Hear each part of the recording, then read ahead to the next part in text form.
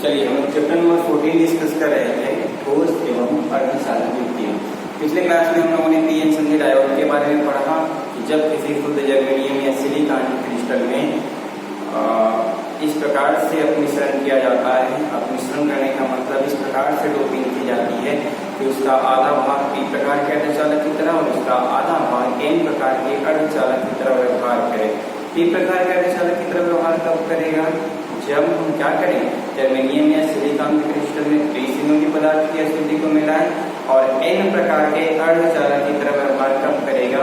तो जब हम जर्मेनियम या सिलिकॉन के क्रिस्टल में पंचसंयोजी पदार्थ की अशुद्धि को मिलाएं। तो उसका जो संपर्क पृष्ठ था, जो पूरे क्रिस्टल को दो बराबर भागों में बांट रहा था, एक तरफ पी प्रकार का अर्धचालक और दूसरी तरफ एन प्रकार का अर्धचालक, तो उस संपर्क पृष्ठ को हम लोगों ने नाम दिया था क्या? पीएन संधि। और पूरे डिवाइस को, उस युक्ति को हम लोगों ने नाम दिया था पीएन संधि डायोड। पीएन संधि डायोड दिखता कैसे है? कुछ इस तरह से उसका संकेत होता है। जो तीर की दिशा होती है वो सदैव पी से एन की तरफ होती है। ये चीज हमको याद रखना है। जो तीर की दिशा होती है वो पी से एन की तरफ होती है। दो सिरे होते हैं।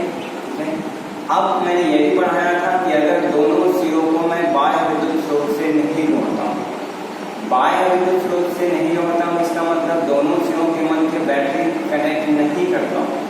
बैटरी कनेक्ट नहीं करता हूँ इसका मतलब दोनों सिरों को मैं वोल्टेज नहीं देता हूँ। हम लोगों ने देखा था इसमें रोधिका विभव होता है और बैरियर पोटेंशियल होता है। और वो बैरियर पोटेंशियल क्या करता है?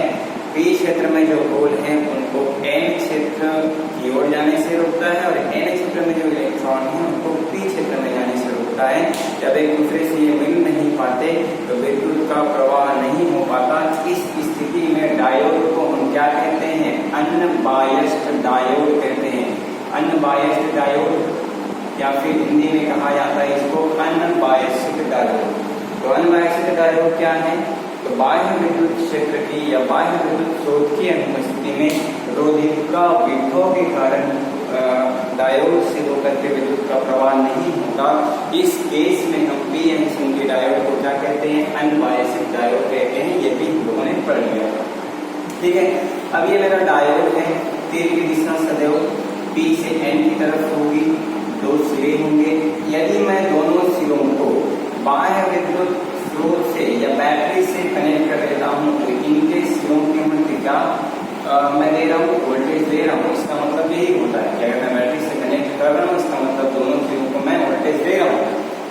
जब ऐसा किया जाएगा, अच्छा ये भी हम लोगों ने पढ़ा था कि बैटरी के कनेक्शन के हिसाब से हम ये बैटरी को दो तरह से कनेक्ट कर सकते हैं। पहला ये कि बैटरी का जो धन सिरा है वो डायोड के पी क्षेत्र से जुड़ा हुआ हो, और दूसरा चित्र हम लोगों ने ये बनाया था कि ये हमारा पीएन संधि डायोड है और इसके पी क्षेत्र को मैंने जोड़ दिया था बैटरी के रिंग सिरे से, ठीक है।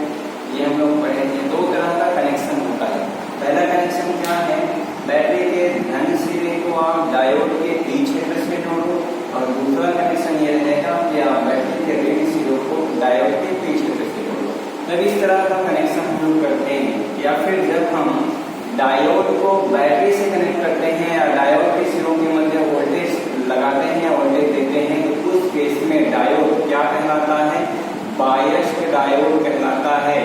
बायस्ड डायोड या फिर हिंदी में कहते हैं इसको बायस्ड डायोड, ठीक है।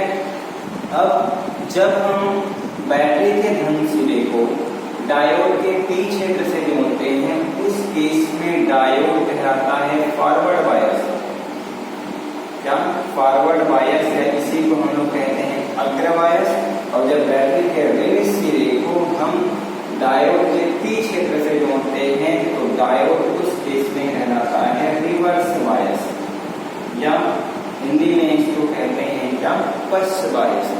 हम लोगों ने दोनों में अंतर भी देखा था कि अग्र बायस और पश्च बायस में क्या क्या अंतर होता है। तो अग्र बायस में मैंने चार चीजें कही थी कि अग्र बायस में क्या होगा? ये जो बाह्य विद्युत स्रोत है वो रोधिका विभव का क्या करता है? विरोध करता है। दूसरी बात मैंने ये कही थी कि अवक्षेप वर्ग की जो चौड़ाई है वो कम हो जाती है।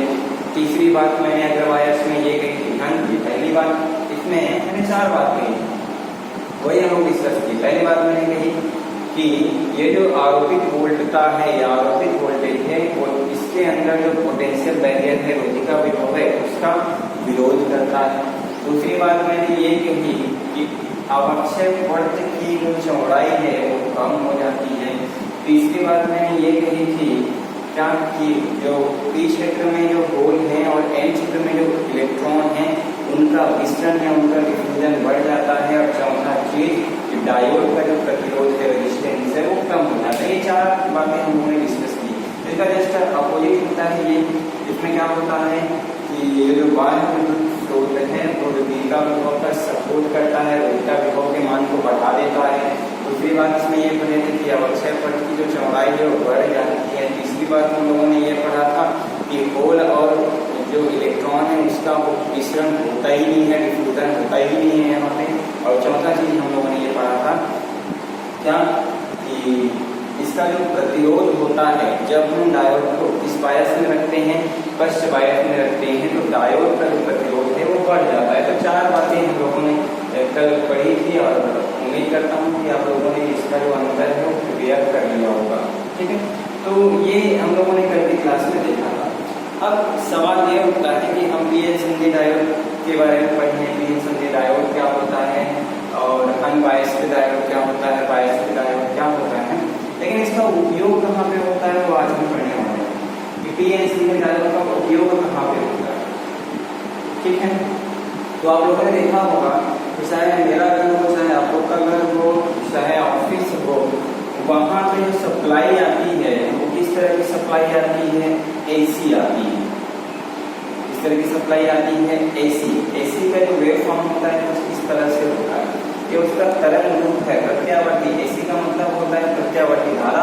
प्रत्यावर्ती धारा का तरंग रूप कुछ इस तरह से होता है, कभी पॉजिटिव होता है, फिर निगेटिव होता है, फिर पॉजिटिव होता है, फिर निगेटिव होता है। इस तरह से एसी चलता रहता है।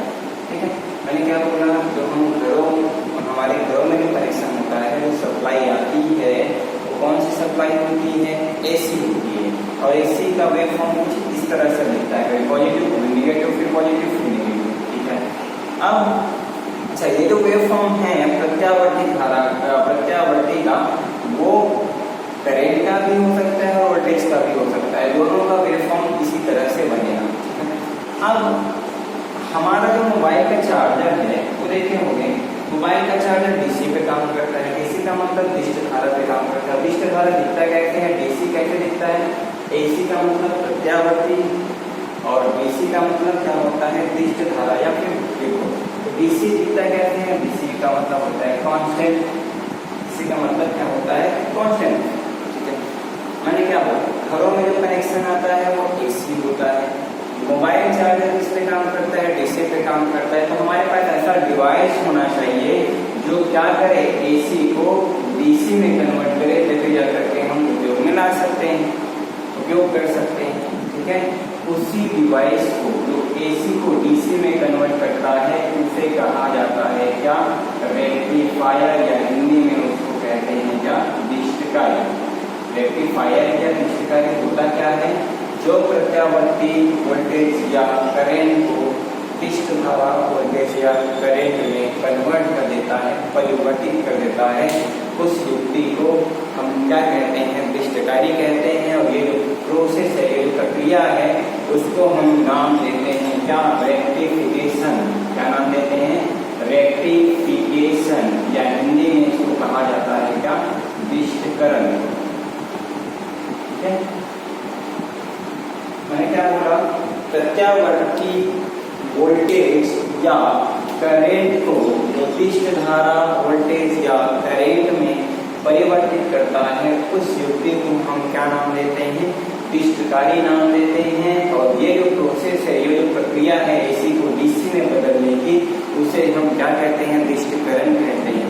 क्वेश्चन पूछा जाता है कि डिस्टकरण क्या होता है। ठीक है, और इसी डिस्टकारी में ही हम इसका उपयोग करते हैं, पीएन संधि डायोड का उपयोग करते हैं।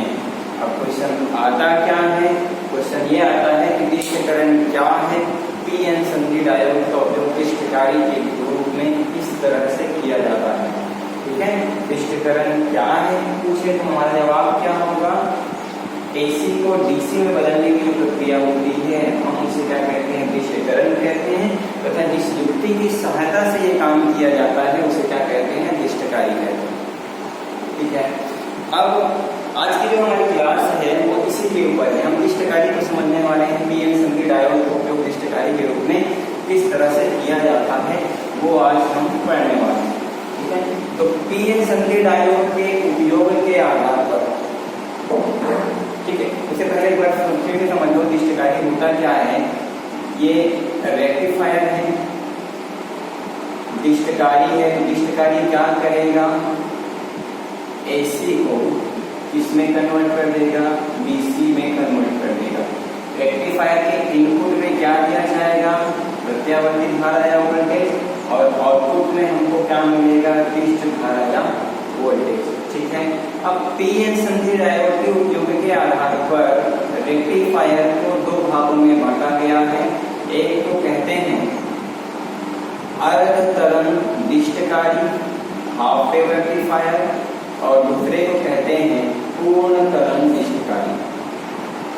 अर्ध तरंग डिष्टकारी और पूर्ण तरंग डिष्टकारी, हाफ वेव रेक्टिफायर और फुल वेव रेक्टिफायर। आज की क्लास में बेसिकली अर्ध तरंग डिष्टकारी को समझने वाले हैं। अगर टाइम बचा तो मैं पूर्ण तरंग डिष्टकारी का वीडियो भी आप लोग के लिए अपलोड कर दूंगा। अगर नहीं हो पाया तो कल की क्लास में हम पूर्ण तरंग डिष्टकारी को डिस्कस करने वाले हैं। लेकिन आज की क्लास हमारी होने वाली है अर्ध तरंग डिष्टकारी के रूप में। और ये बता देता हूँ कि ये क्लास है जो ऑनलाइन प्लेटफॉर्म पे आपके लिए दिया जा रहा है, वो कल ऑफलाइन क्लास में नहीं होने वाली है। बकायदा आप इसका नोट प्रिपेयर कर लीजिए। ठीक है, मैंने क्या बोला, पीएन रेक्टिफायर में हम इसका उपयोग करने वाले हैं, पीएन संधि डायोड का उपयोग करने वाले हैं, और इसी के उपयोग के आधार पर ही हम रेक्टिफायर को दो भागों में बांटे हैं या दो प्रकार में विभाजित किए हैं। पहला है अर्ध तरंग डिष्टकारी और दूसरा क्या है, पूर्ण तरंग डिष्टकारी, हाफ वेव रेक्टिफायर और फुल वेव रेक्टिफायर। ठीक है, तो चलिए हेडिंग डाल लीजिए अर्ध तरंग डिष्टकारी। हम चाहे कोई भी डिष्टकारी पढ़ें, चाहे अर्ध तरंग डिष्टकारी पढ़ें, चाहे पूर्ण तरंग डिष्टकारी पढ़ें, हमको 4-5 चीजें पढ़नी होगी। पहला, इसका सिद्धांत क्या है, ठीक है, किस सिद्धांत पे वो डिष्टकारी काम करता है। दूसरा, सर्किट डायग्राम। सर्किट डायग्राम होने का मतलब क्या है, इसका परिपथ दिखता कैसे है, परिपथ को हम तैयार कैसे करते हैं, कौन कौन से डिवाइसेस को हम उपयोग में लाते हैं और उन डिवाइसेस का कनेक्शन किस तरह से करते हैं, वो यहाँ पे पढ़ने वाले हैं। तीसरा हम लोग डिस्कस करेंगे क्या, इसका वर्किंग क्या है, ये काम कैसे करता है। और चौथा और इम्पोर्टेंट चीज ये है कि इनपुट और आउटपुट वेवफॉर्म, इनपुट और आउटपुट वेवफॉर्म, निवेशी और निर्गत वोल्टता का हम ग्राफ देखने वाले हैं। आपको पता है इनपुट में हम क्या देंगे, डिष्टकारी के एसी देंगे, आउटपुट में हमको क्या मिलेगा, डीसी मिलेगा। तो उसका ग्राफ बनेगा कैसे वो हम समझने वाले हैं। और चौथा और आखिरी चीज ये है कि हम अर्ध तरंग डिष्टकारी का ड्रॉबैक पढ़ने वाले हैं कि इसकी कौन कौन सी कमियां हैं जिसकी वजह से हम अर्ध तरंग डिष्टकारी का उपयोग ज्यादा करते हैं। ठीक है, तो ये 5 चीजें आपको पढ़नी है, चाहे अर्ध तरंग डिष्टकारी पढ़े चाहे पूर्ण तरंग डिष्टकारी पढ़े। चलिए, सिद्धांत क्या है, हम क्या पढ़ने वाले हैं, हाफ वेव रेक्टिफायर, HWR, अर्ध तरंग डिष्टकारी। ये किस सिद्धांत पे काम करता है, तो सिद्धांत ध्यान से सुनिए कि जब डायोड अग्र बायस में होता है तो उससे होकर के विद्युत का प्रवाह, लेकिन जब डायोड पश्च बायस में होता है, डायोड रिवर्स बायस में होता है, तो उस केस में इससे पीएन संधि डायोड से बहने वाली धारा का मान क्या हो जाता है, 0 हो जाता है। मैंने क्या बोला, अगर फॉरवर्ड बायस में है तभी जाकर डायोड एक्ट करेगा, और रिवर्स बायस में है उस केस में डायोड एक्ट नहीं करेगा। यही सिद्धांत होता है इसका अर्ध तरंग डिष्टकारी। अब दूसरा चीज हमको डिस्कस करना है सर्किट डायग्राम, इसका परिपथ कैसे दिखता है, तैयार कैसे करते हैं, और कौन कौन चीजों का इस्तेमाल किया जाता है अर्ध तरंग डिष्टकारी बनाने में। तो 3 चीजें हमको याद रखनी है। इसके सर्किट डायग्राम में मेनली 3 चीजें आने वाली हैं। पहला है ट्रांसफार्मर, ठीक है, सुने हैं ट्रांसफार्मर के बारे में। दूसरा पीएन संधि डायोड, ठीक है। और तीसरा है लोड रेजिस्टेंस, लोड प्रतिरोध, जिसके सिरों के मध्य हमको क्या मिलने वाला है, डीसी मिलने वाला है। ट्रांसफार्मर क्या होता है? अच्छा, पीएन संधि डायोड आप लोगों ने पढ़ा है, अच्छे से समझ में आ रहा होगा। ये हमेशा फॉरवर्ड बायस पे काम करेगा, रिवर्स बायस पे काम नहीं करेगा। लोड प्रतिरोध में भी क्या होगा, लोड प्रतिरोध होने का मतलब जिसके सिरों के मध्य या जिसको हमको क्या देना है, डीसी देना है, या जिसके सिरों के मध्य हमको डीसी मिलेगा उसको हम क्या नाम दे रहे हैं, लोड प्रतिरोध, ठीक है। ट्रांसफार्मर क्या है? तो आप लोग को पता होगा कि ट्रांसफार्मर, इसका संकेत क्या होता है, पीएन संधि डायोड का इस तरह से, लोड प्रतिरोध का संकेत इस तरह से होगा, ट्रांसफार्मर का संकेत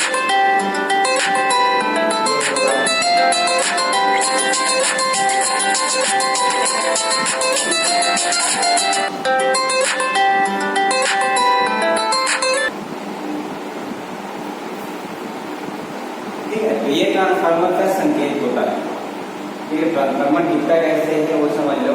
इसमें एक लोहे का कोर होता है, समझना ध्यान से। ट्रांसफार्मर लोहे का एक कोर होता है और इनके दोनों साइड में तार को इस तरह से लपेट दिया जाता है, ठीक है। समझना, हम ट्रांसफार्मर भी समझ रहे हैं, ये हमको पढ़ना ही है, लेकिन अभी इसका रोल आया है, इसे थोड़ा सा समझ लेते हैं। ट्रांसफार्मर में क्या होता है, लोहे का बना कोर होता है, नर्म लोहे का बना कोर होता है, और इसके दोनों साइड में तार को क्या कर दिया जाता है, लपेट दिया जाता है। अब जो तार सप्लाई साइड से जुड़ा होगा, जो तार सोर्स एंड में जुड़ा होगा, हम इसको प्राइमरी कॉइल कहते हैं। जो तार स्रोत के एंड में जुड़ा होगा उसको हम क्या नाम देंगे, प्राथमिक कुंडली।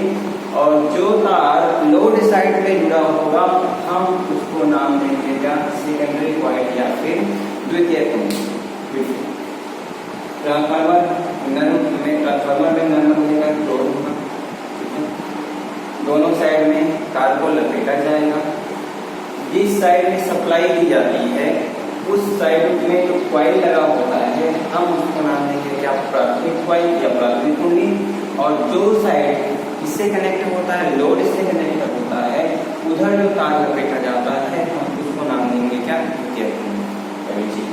दूसरी बात यह है कि जो ट्रांसफार्मर होता है विद्युत चुम्बकीय प्रेरण के सिद्धांत पे काम करता है। क्या बोला मैंने कि ट्रांसफार्मर विद्युत चुम्बकीय प्रेरण के सिद्धांत पे काम करता है। विद्युत चुम्बकीय प्रेरण का मतलब आप अगर इनके सिरों के मध्य वोल्टेज लगाते हैं तो इनके सिरों के मध्य भी क्या पैदा हो जाएगा, वोल्टेज पैदा हो जाएगा। ये विद्युत चुम्बकीय प्रेरण का सिद्धांत है कि अगर आप इनके सिरों के मध्य वोल्टेज देते हैं, वोल्टेज लगाते हैं, तो इनके सिरों के मध्य भी क्या पैदा हो जाएगा, वोल्टेज पैदा हो जाएगा। इसे क्या कहते हैं, विद्युत चुम्बकीय प्रेरण का सिद्धांत कहते हैं। और ट्रांसफार्मर भी विद्युत चुम्बकीय प्रेरण के सिद्धांत पर काम करता है, ये इसका संकेत होता है, ठीक है। ध्यान से ये ट्रांसफार्मर दिखता कुछ इस तरह से, और इसका संकेत हम लोग कैसे बनाते हैं, ये प्राइमरी कॉइल है, प्राथमिक कुंडली है जो इधर जुड़ा होगा, सोर्स साइड में जुड़ा होगा, और ये उसकी द्वितीय कुंडली है जो किधर जुड़ा होगा, लोड साइड में जुड़ा होगा,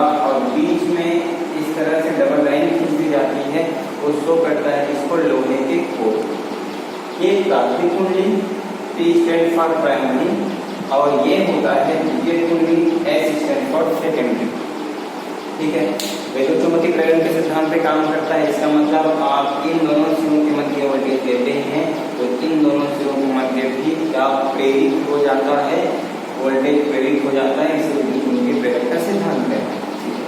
चलो अब ध्यान देना, ट्रांसफार्मर क्या करता है, दो चीज मैंने बोली, एक ट्रांसफार्मर किस सिद्धांत पे काम करता है, तो विद्युत चुम्बकीय प्रेरण के सिद्धांत पे काम करता है। ट्रांसफार्मर करता क्या है, तो वोल्टेज के मान को बढ़ा या घटा देता है। आप इधर से सप्लाई देंगे, जो भी वोल्टेज देंगे ट्रांसफार्मर क्या करेगा, इधर जो वोल्टेज मिलेगा उसके मान को कम कर देगा या फिर ज्यादा कर देगा। कम कब करेगा, ज्यादा कब करेगा, जब हम सेकेंडरी साइड में नंबर ऑफ टर्न्स, जो फेरों की संख्या है तार के या कॉइल के, उसको बढ़ा दें तो ये समझ लीजिए कि ये वोल्टेज के मान को क्या कर देगा, बढ़ा देगा। क्या होगा कि अगर आप सेकेंडरी में नंबर ऑफ टर्न्स या फिर फेरों की संख्या ज्यादा हो, चित्र में देख रहा है प्राइमरी में फेरों की संख्या कम है और सेकेंडरी में फेरों की संख्या ज्यादा है, उस केस में ट्रांसफार्मर वोल्टेज के मान को क्या कर देगा, बढ़ा देगा। दूसरा चित्र समझ लीजिए, ये प्राइमरी है, प्राथमिक कुंडली है, ये लोहे का कोर है और सेकेंडरी साइड में नंबर ऑफ टर्न्स या फेरों की संख्या अगर कम हो तो वो जो ट्रांसफार्मर है वो वोल्टेज के मान को कम कर देता है। ये प्राइमरी कॉइल है, सेकेंडरी कॉइल। इसमें देखो सेकेंडरी कॉइल में फेरों की संख्या ज्यादा है, ये वोल्टेज को बढ़ा देगा और इसमें देखो सेकेंडरी साइड में फेरों की संख्या कम है, ये वोल्टेज को क्या कर देगा, घटा देगा। जब ट्रांसफार्मर वोल्टेज को बढ़ा देता है तो हम उसे कहते हैं क्या, ऊंचाई ट्रांसफार्मर। और जब ट्रांसफार्मर वोल्टेज को कम कर देता है तो हम उसको नाम देते हैं कौन सा ट्रांसफार्मर, अपचाई ट्रांसफार्मर। तो यहाँ पे हम कौन सा ट्रांसफार्मर उपयोग में लाने वाले हैं, हम उपयोग में लाने वाले हैं अपचाई ट्रांसफार्मर। तो अपचाई ट्रांसफार्मर क्या है, इसमें विद्युत कुंडली में फेरों की संख्या क्या होगी, कम होगी और जो क्या करेगा, वोल्टेज के मान को सप्लाई साइड में इधर से हम जो सप्लाई देंगे उसके मान को सेकेंडरी में क्या करके देगा, वो कम करके देगा। तो ये ट्रांसफार्मर होता है दो तरह का, लेकिन आपको उपयोग में लाना कौन सा है, तो अपचाई ट्रांसफार्मर उपयोग में लाना है। ठीक है, तो तीन चीजें हम लोग इस्तेमाल करने वाले हैं और इनका कनेक्शन कैसे होता है वो थोड़ा समझ लीजिए। ठीक है, ये ट्रांसफार्मर है, ट्रांसफार्मर का प्राथमिक कुंडली है जिसको हमेशा किससे जोड़ेंगे, सोर्स से जोड़ेंगे। ठीक है, और सप्लाई में क्या दिया जाएगा, एसी दिया जाएगा। ठीक है, ये ट्रांसफार्मर का कोर है और ये उसका सेकेंडरी कॉइल है जिसमें फेरों की संख्या कम है और फेरों की संख्या नंबर ऑफ टर्न्स जहाँ पे कम होता है हम उस ट्रांसफार्मर को क्या नाम देते हैं, अपचाई ट्रांसफार्मर नाम देते हैं। और अपचाई ट्रांसफार्मर क्या करता है, वोल्टेज के मान को कम कर देता है या घटा देता है। मतलब इधर से जितना वोल्टेज देंगे उधर हमको वोल्टेज घटा हुआ मिलेगा। ये सेकेंडरी के दो सिरे हैं, ए, बी। ठीक है, अब ये जो सेकेंडरी कॉइल है इसके पहली क्रम में हम डायोड को, ये का आपको पता है कहाँ है और इसके पहली क्रम में हम लोड देते हैं इसको लोड प्रतिरोध को। लोड प्रतिरोध को क्या जाता है जिसे RL से, और इसी के अक्रॉस हमको क्या मिलना है, इसी के अक्रॉस हमको क्या मिलता है, DC मिलता है। ठीक है, ये देखो ये बीच में रेक्टिफायर हम दे जा रहे हैं, AC कर रहे हैं, AC दे रहे हैं और ट्रांसफार्मर डायोड मिला के इसको क्या कर देगा, इसमें चेंज कर देगा, DC में चेंज कर देगा। ये परिपथ है इसका हाफ वेव रेक्टिफायर या अर्धदहन डिस्टरकारी। ठीक है, चलिए अब ये काम कैसे करता है वो थोड़ा समझते हैं। एसी जो दे रहे हैं हम लोग सप्लाई में उसका वेवफॉर्म कैसे रहता है,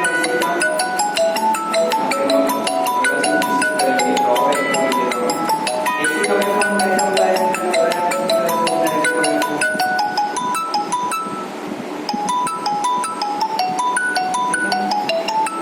कभी पॉजिटिव यहाँ से यहाँ तक देखो, पॉजिटिव में यहाँ से यहाँ तक देखो, निगेटिव, फिर पॉजिटिव फिर निगेटिव। ये इनपुट में जो हम लोग सप्लाई दिए हैं उसका वेवफॉर्म और नीचे में बना देता हूँ जो हमको कहाँ पे मिलने वाला है, आउटपुट में मिलने वाला है लोड प्रतिरोध के अक्रॉस। ठीक है, ये आउटपुट में मिलेगा हमको, उसका ग्राफ कुछ यहाँ पे बनेगा, बना लेते हैं। चलो अब क्या होगा, देखिए जैसे ही मैं सप्लाई देता हूँ तो ट्रांसफार्मर क्या करेगा, इसके सिरों के प्राथमिक कुंडली के सिरों को मैंने क्या दिया है, AC दिया है। अपचाई ट्रांसफार्मर है तो वोल्टेज के मान को क्या कर देगा, वो कम कर देगा। ठीक है, दो सिरे हैं सेकेंडरी कॉइल के, A और B।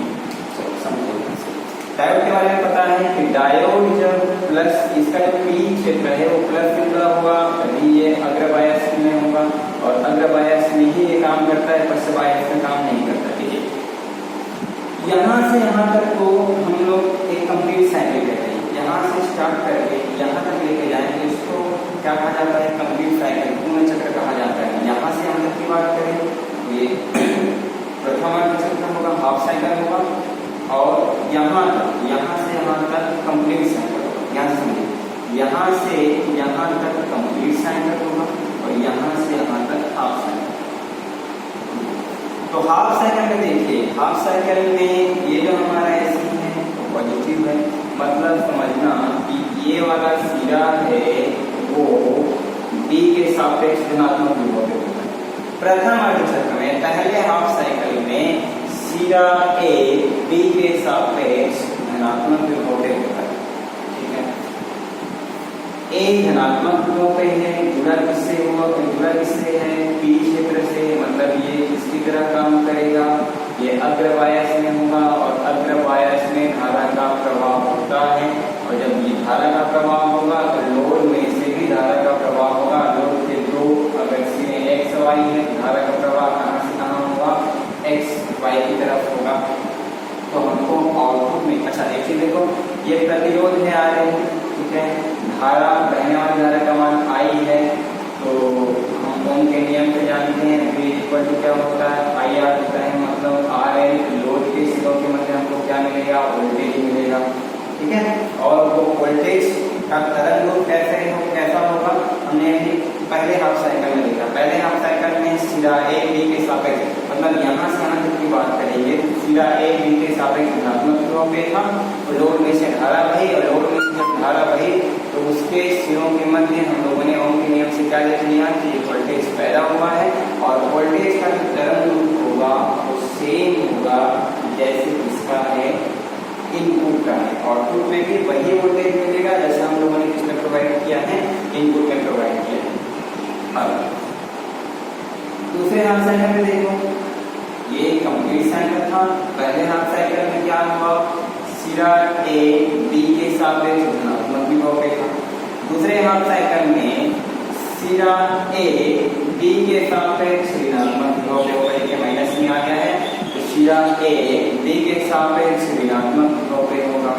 पी क्षेत्र ऋण सिरे से जुड़ा है, इसका मतलब ये रिवर्स बायसिंग होगा, और रिवर्स बायसिंग होने का मतलब ये अपने सिरों के धारा का प्रवाह होने नहीं देगा।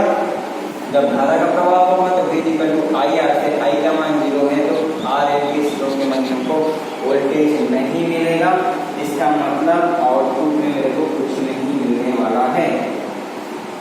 फिर से क्या होगा, फिर ये हाफ साइकिल पॉजिटिव है, सिरा ए बी के सापेक्ष धनात्मक विभव पे होगा, डायोड अग्रवायसिंग होगा, लोड प्रतिरोध से धारा का प्रवाह होगा, और इसके सिरों के मध्य हमको वोल्टेज मिलेगा, और वोल्टेज सेम उसी तरह से होगा जैसे हम लोगों ने किसमें दिया है, इनपुट में दिया है, ठीक है। फिर दूसरे हाफ साइकिल में सिरा ए बी के सापेक्ष धनात्मक विभव पे होगा, और डायोड रिवर्स बायसिंग होगा, करंट का प्रवाह नहीं होगा, और हमारे वोल्टेज नहीं मिलेगा। तो इस तरह से आउटपुट का बनता है। लोड प्रतिरोध में देखो, लोड में कोई धारा रहती है, कभी नहीं रहती है, कभी रहती है, कभी नहीं रहती है। लोड प्रतिरोध में से धारा का प्रवाह कब होगा,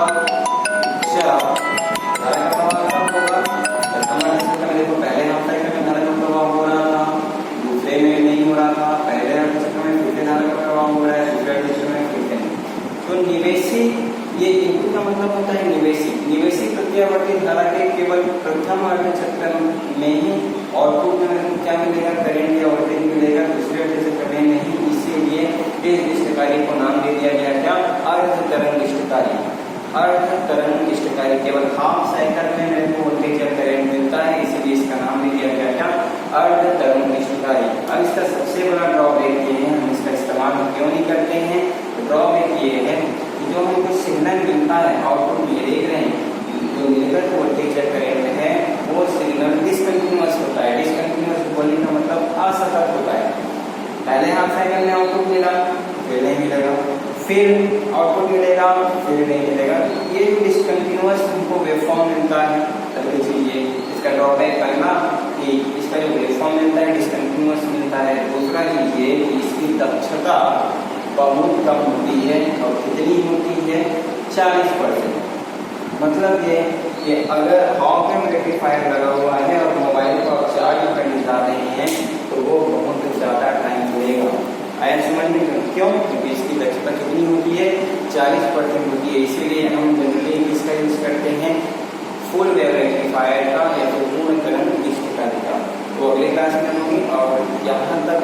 इतना ही है और इसको आप कॉपी में बढ़िया सा लिख लीजिए और कॉपी कंप्लीट होना चाहिए। मैं इसको फिर ऑफलाइन क्लास में डिस्कस नहीं